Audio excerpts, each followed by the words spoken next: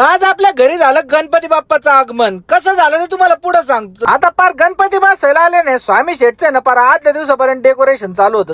सकाळी सकाळी आपल्या अचानक भयानक फोन आला, आपल्याला दवाखान्यात बोलवलं. पण जात जात मंदिर दिसतं तर मंदिर कोणतं मंदिर श्रीरामपूरकर कमेंट करून सांगा. मग काय अथंग झाडा झुडपांचा डोंगर पार करून आपण पोहोचलो डायरेक्ट शेळके हॉस्पिटलला, कारण आजीचं होतं डोळ्याचं ऑपरेशन. आणि तिथे भेटले आपल्याला शुभम शेठ. शुभम शेठ इतके मोक्कर बोर झाले होते, त्यांनी नुसते कुरकुरे खाल्ले. आणि आता आज हरतालिका असल्यामुळे घरच्यांनी सांड्याला नुसते मोकळे सोडले होते. मग काय निघाले 3 बैल डायरेक्ट बुवामध्ये नाश्त्याला. मोक्कर नाश्त्यावर ताव मारला ना अभिषेक म्हणे डायट चहा नाही म्हणत होतं. मग स्वामी शेठ म्हणे चहाचा अपमान करायचं नाही, गप गुमाना चहा घेऊन निघतो असतो. पाहतो का आपले सिंगम सुनील अण्णा भेटले. म्हणलं चला भाऊ आता गणपती बाप्पा घ्यायला जायचं म्हणल्यानंतर त्यांना ना मुखवस्त्र नक्कीच घ्यावं लागेल. तेवढ्यात तिथं आपल्याला अभिषेकचे मित्र भेटले. मग काय मुखवस्त्राची डील करून स्वामी शेठन अभिषेक टाकलं गाडीवर आणि नगरला गणपती घ्यायला नगरला. मग काय जसं घरी पोहोचतो पाहतात का शुभम शेठने आपली यंत्रणा रेडी ठेवलेली होती. मग काय भरला गाडीला सीएनजी निघालं. तेवढं आपल्या नेहमीप्रमाणे ना गाडी म्हणजे महामंडळाच्या ना यष्ट बंद पडल्या होत्या. रावरी मध्ये मोक्का ट्रॅफिक पॅक झाली. मग काय या सगळ्या आतिटातीतून शेवट आम्ही ना पोहोचलोच गणपती बाप्पा घ्यायला. तिथं गेल्या ज्याने त्याचे गणपती काढले आणि गणपती बाप्पाला घेतलं जय घोष करून. आता आम्ही गणपती बाप्पाला घेऊन घरी पोहोचतो. तोपर्यंत तुम्ही ना फॉलो करून घ्या आणि तुम्हाला ना उद्या भेटू. आपण पाहू गणपती बाप्पा कसे विराजमान झाले.